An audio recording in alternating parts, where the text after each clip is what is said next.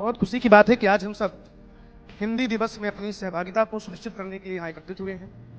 हिंदी दिवस यानी कि 14 सितंबर से याद आती है वो तारीख 14 सितंबर 1949, जब संविधान सभा की बैठक में यह निर्णय लिया गया कि किसे बनाया जाए भारत की राष्ट्रभाषा, आधिकारिक भाषा किसे बनाया जाए, क्योंकि संविधान में राष्ट्रभाषा का कोई उल्लेख नहीं। जो ऊपर के लोग थे, जो सत्ता में बैठे हुए लोग थे, जो बड़े अधिकारी थे, उनका हाथ जो था वो अंग्रेजी में ज्यादा कुशल थे।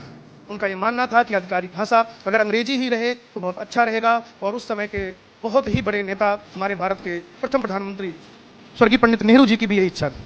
उनका ये मानना था कि सिर्फ हिंदी को अगर हम आधिकारिक भाषा बनाते हैं तो भारत एक ऐसा विशाल देश है जिसमें बहुत सारी बोलियां और भाषाएं हैं, तो लोग कहीं ना कहीं नाराज भी हो सकते हैं।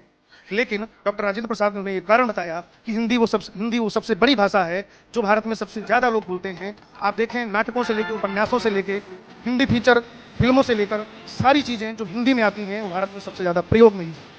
हिंदी वर्तमान समय में जरूरत है हम सबको आगे आने की और हिंदी को अपनाने।